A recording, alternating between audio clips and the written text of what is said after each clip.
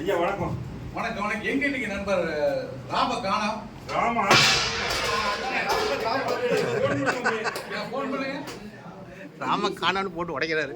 மியூசிக்கோட வர்றாரு. ஹலோ ராம். ராம் ராம் என்ன பண்ணிட்டு இருக்கீங்க? ஆள் டீ கடைக்கு ஆளை காணோம். ஐயோ ஒரே சத்தமா கேக்குது. கொலவெறியில் இருக்காரு. நீங்க கூப்பிட்டா என்னன்னு தெரியல. பாத்து நடந்துக்கு ஜோசியரே அவர் கொலவெறியில் இருக்காரு. ராம் ஆளே காணோம். என்ன பண்றது? ஐயோ வருத்தப்படாத வாலிபர் சங்கத்துல மெம்பர் ஆளை காணவே எப்படி டீ குடிக்கிறது?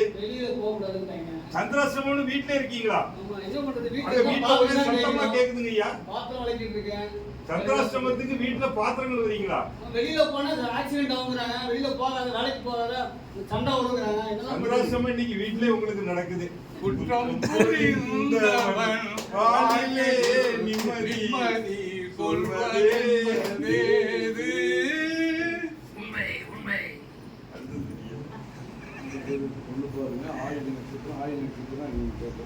சரி, நம்முடைய விழா ஆகியத்துக்கு அடுத்த கேள்வி கேட்கறதுக்காக ஒரு சிறப்பு ஒரு அழைப்பாளர் வந்திருக்காரு.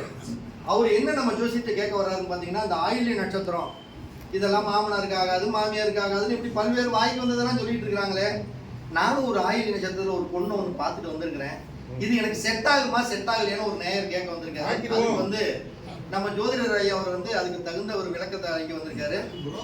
நிறைய வாங்க புரோக்கர் எல்லாம் இல்லை, இவருக்கே எல்லாமே தெரியும். என்ன ஐயா கோபால் ஐயா, என்ன வருத்தமா இருக்கீங்க?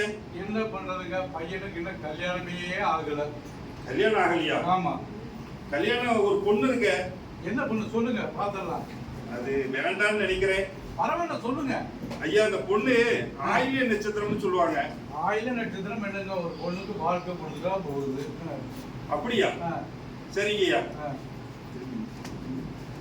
ஐயா நீங்க கேமராவை நீங்க கேளுங்க, அவர் சொல்லுவாரு. பரவாயில்ல. என்னங்கய்யா கோபால் ஐயா சந்தோஷமா இருக்கீங்க இன்னைக்கு? கல்யாணம் பண்ணியாச்சு, பையனுக்கு கல்யாணம் பண்ணியாச்சு. கல்யாணம் பண்ணிட்டீங்களா? ஆமா. எந்த பொண்ணு? ஆயில நட்சத்திர பொண்ணு. ஐயா ஆயில்யம்னா ரொம்ப இதா சொல்லுவாங்களே. அதெல்லாம் ஒண்ணு கிடையாது, என்னத்த பண்றது.